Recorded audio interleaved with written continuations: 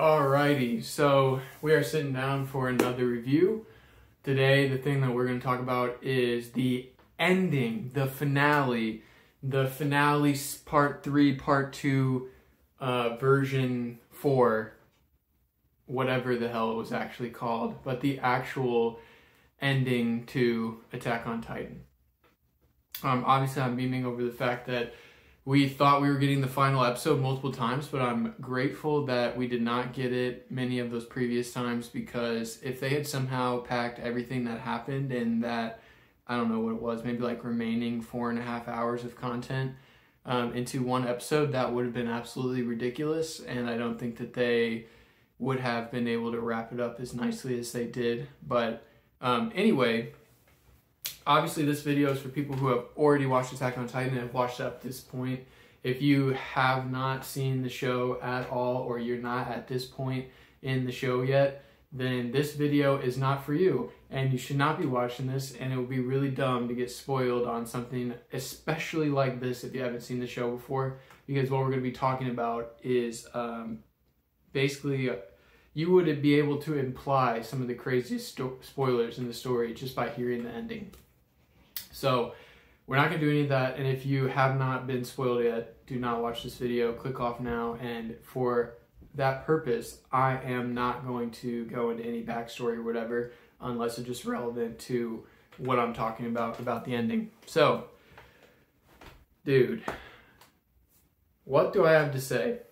I think, online, it feels like the other anime enjoyers, like myself, are not as upset about the ending as the manga readers made it seem.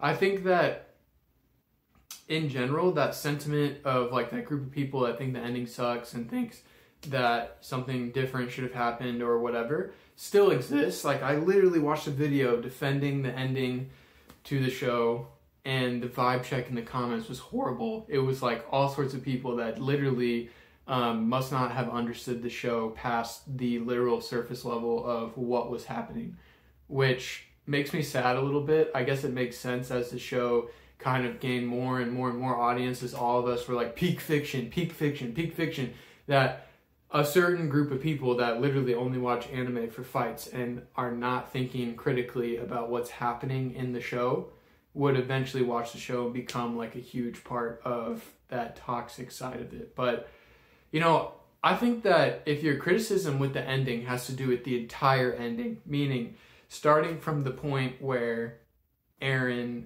is willing to do the rumbling and kill all these people, then I can understand that, because that is one of those things where almost, in order to understand the message that's being said for the rest of the story, you have to be willing to believe that Eren truly believed that that was his only option.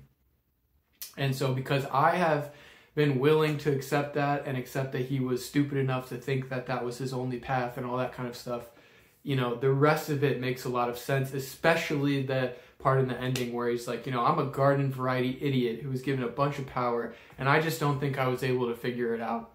And this is the solution that I had to end up with. I think that I actually really liked that part of the ending, and it put in context a lot of what was going on. I'm sure I'm going to be scatterbrained because this has been, weeks since I watched it, but realistically, what was happening here?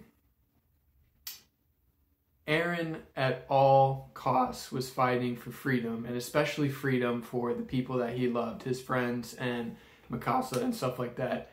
And the story of the girl who was the founding Titan, Ymir, who was, a slave to the king, and then all this kind of stuff. Her kids eat her body after she died, and that's how all the Titans got spread into all these different powers from the founding one and all that.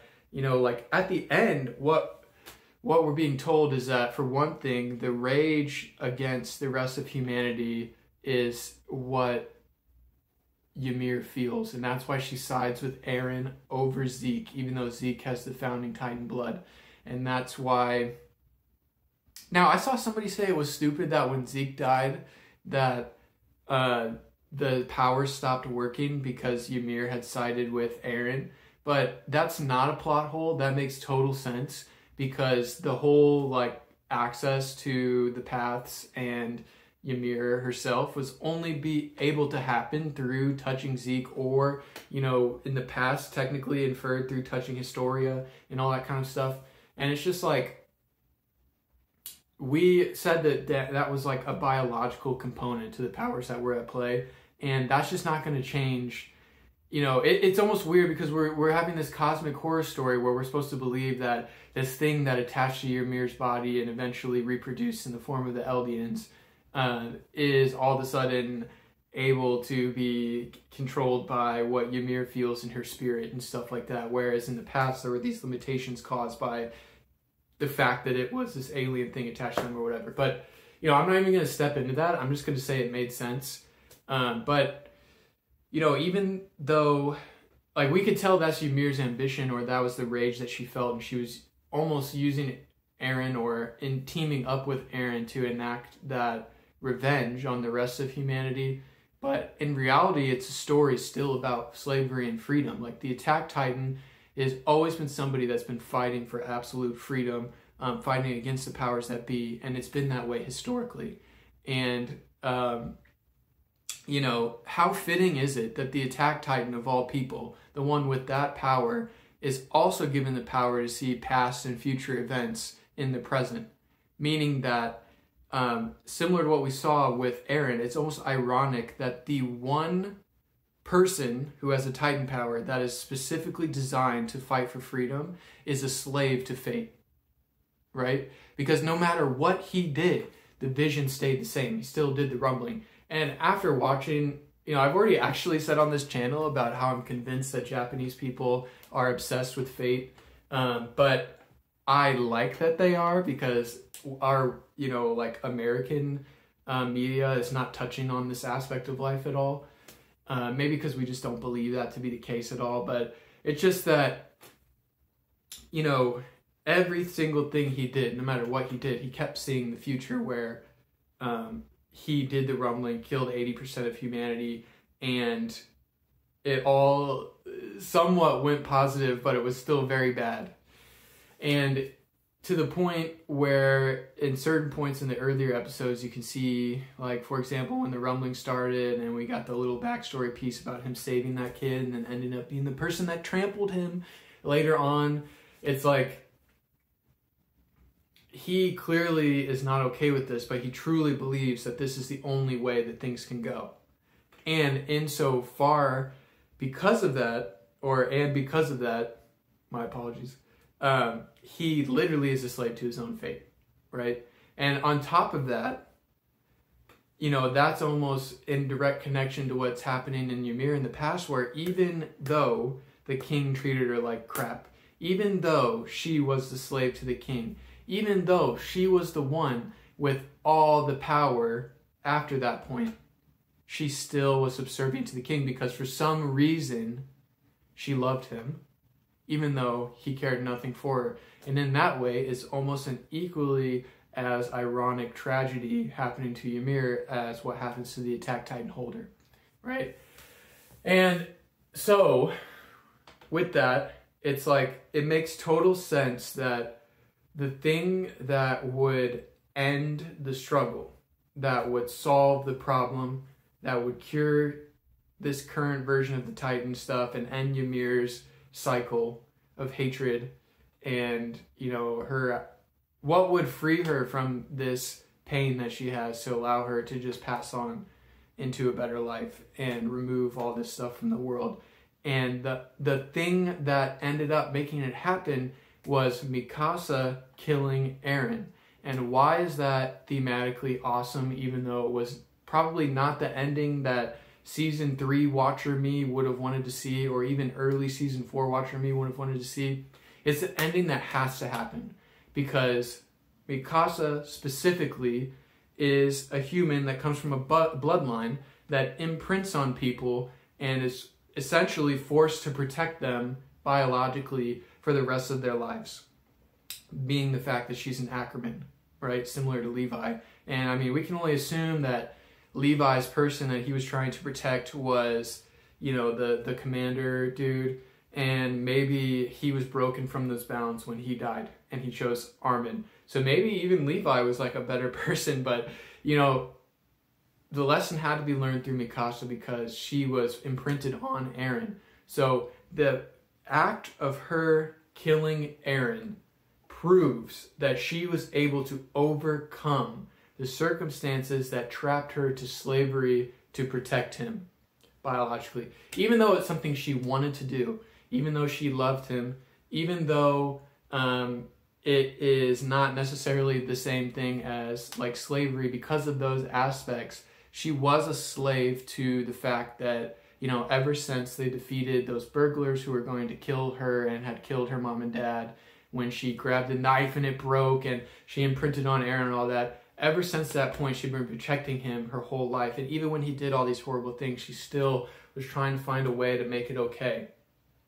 But the single act of her killing him proves that she has overcome this need to protect him that she was enslaved to for the greater good. And therefore, if she is able to break free and become truly free and live her own life separate from her subservient biological crap to Eren, then so can Ymir, so can Eren escape from his fate, so can Armin escape from being a nuke, so can, you know what I'm saying? Like, this was the true symbolic thing that proved to Ymir that freedom from her situation was possible, and that they could just let these things go, and that it could all just be over. That freedom was possible and it had been attained, right? And so I really like that. I think thematically it kind of ties a bow on a lot of different things that were happening, especially in the last season. And I really love that we got to see that portion where, I don't know if this is like an anime only thing or if this was also in the manga, but where Eren, we see that he actually talked to everybody through the paths and explained to them what was going on in a very heartfelt fashion, and you know, really put it all out there. And then he erased their memories because he wanted them to act on their own cognizance and decide to kill him anyway, right? Decide to save everybody anyway. And in doing so, you know, even though the world is not fixed forever, we do know that despite that they all couldn't understand what he was trying to do, and they couldn't understand why he had to do it and why he turned so bad this way, at least they don't die without knowing the answer. And I really appreciate that. And it especially made me feel good in a way of like, you know, all these characters are so intertwined throughout a series this long, to just leave it at, you know, oh, well, I guess he just decided there was nothing else he could do, and we're not going to know any more context as to why he did that, or why he's been mean to me recently because he was my best friend for a long time, and like all this kind of stuff got wrapped up. So there was a nice bit of closure for everybody after Eren was killed. So I really appreciated that. And then on top of that, I guess what I was saying before, even though I kind of got off track about how the world's not exactly fixed, and we see that in the end credits where the world still goes to war with each other. They still, you know, eventually are at each other's throats again over dumb stuff. And then we even see the apocalypse happen anyway, and then some guy afterward is walking up to the same tree that Ymir fell into and became the founding titan. And so maybe the cycle is bound to happen again, but in a completely different way with a completely different point to be made, right? But I just think it's fitting because, you know, it's not necessarily the happiest ending at all. You know, a lot of us are a little bit like, dang, I kind of wish it didn't go that way, because I really liked Eren as somebody who was fighting for justice in the beginning and then ends up being a slave to this weird fate where he has to kill 80% of the population just to protect his own people.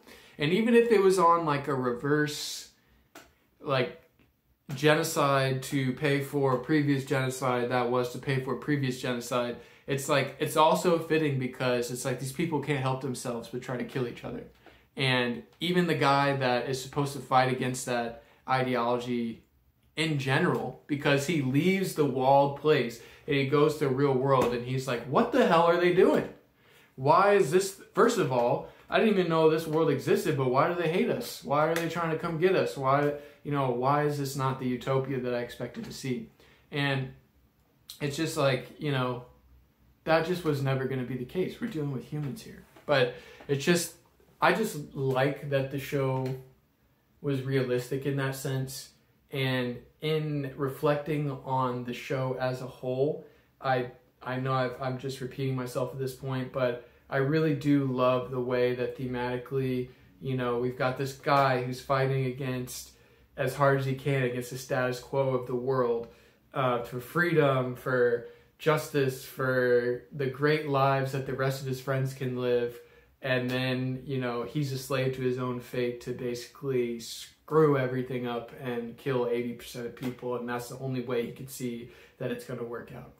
And it's great to me because the part at the end where he calls himself a garden variety idiot is so perfect, because it's just like, in a way, he doesn't even, like, he's the one character in the show who, after feeling this way about his premonitions, is so hell-bent on this self-sacrifice narrative where I'm going to sacrifice myself by doing all these horrible things. He's almost like Sasuke in Naruto, where he's like, the Hokage is the one who must shoulder all the hate. And he thinks he needs to be that guy. And it's like, clearly he didn't watch that shit, because, we all know from that story that that's not the way to go. And that, there's always a choice, and that it didn't have to be that way. And so in a way, it's almost like out of everybody in the show, Eren sacrifices himself for nothing, even though he believes it to be so important. Even though it wasn't for nothing, but it's just like, and I know, sacrifice himself is weird because it came with him killing 80% of the population. I get it. Fine, But anyway, I just want to touch on a couple other things before I wrap this video up, because I know I've probably been all over the place, but it's just, when reflecting on the finale, some other things I want to talk about was I really did enjoy that Eren and Armin have that conversation, and we do get to see Eren admit that he really likes Mikasa, and he has that pathetic moment where he's like, I want her to at least think about me for like 10 years before she finds somebody else. Right? And I think that was awesome, because it almost brought some humanity back to Eren as a character, and it helps us as a viewer understand how, like, what happened between season 2 and season 4 that just severed everything that was going on. And that was another thing I saw a weird comment about. Somebody in the comments was trying to say that the romantic relationship between Eren and Mikasa was forced, as if they hadn't been layering in little pieces about it since the first season. And you're like, is that really what they're trying to say? And in the second season, they go hard with it. And by the end, you're like, oh yeah, they really like each other, but they're just caught up in this whole mess. And then the third season, all that political crap happens. So it's just like, we're in the blender right now. And the fourth season, he hates her because he's trying to push her away to secure this ending where she frees herself from being his, like, imprinted servant or whatever, right? So, like guys, it's been happening the whole time. Like, it must have been like a 14-year-old or something. I have no idea, but it made sense. Okay, I'm glad that they added that in. I'm glad it wrapped it up in a way. I also enjoyed quite a lot Armin's reflection when talking with the other Titan shifters about the meaning of life. And I'm not gonna go full grave mind on you guys today and start quoting Viktor Frankl and all that kind of crap, but it's just like, it is, personally, I feel like it's very based to think about it in the way of, he said, essentially, they do this flashback where they're showing, and he's talking about how he used to hang out with Eren and Mikasa, and they used to run up this hill every day and go to this tree and get all sorts of trouble in the city and stuff like that. And he says, you know, at some point I realized that I was born to run up those hills. Like, I was born to do that. That was the point of my life. And that is so profound in the way, I know that maybe not everybody thinks this way yet or thinks this deep about life or whatever, but, you know, the whole point of life is the journey along the way and the meaning that you find within the relationships that you have with the people around you and the life that you have. And it's just, I really hope that people walked away with the meaning behind that. And I love that they put extra emphasis behind it by using the analogy of him throwing the ball of Zeke throwing the ball with his father figure guy, because, you know, then in the end, even Zeke says to his own dad, well, I'm glad that you allowed me to exist so that I could play catch with this other guy. That meant a lot to me in my life, and if I could do that for a whole nother life, I would do it all over again. Even though these two characters that we're talking about are the ones who were like, I wish I would have never been born. Now they're sitting here like, gosh, if I could only have some more of that time again, that was really pleasant. And, you know, I just think that's super based. That is the whole, like, reason to be alive. And even if you are struggling right now, like, understand that the whole purpose of life is to be alive, and the insignificance of it is even more of a reason to keep living, right? Because you'll miss out on all these awesome moments that you didn't even think about with the level of importance that they have in your mind if you were to game end yourself. So that being said, you know, I guess to wrap things up, what did I think about the finale of Attack on Titan? I actually really enjoyed it, even though it made me sad that the show was over and that it had to end that way. But that was the only way it could have been ended productively, in my mind. And I appreciate that that was the ending. And if I'm thinking about the story as a whole, should everybody on the planet watch Attack on Titan? Maybe not, but should anybody remotely interested in anything related to sci-fi, mech, anime in general, people who are into superhero stuff, action movies, all that kind of stuff, like government conspiracy, any of these sort of like plot lines that happen in other shows, genres, music, movie, TV, all that. Like, this show is going to go down as one of the greatest pieces of fiction of all time.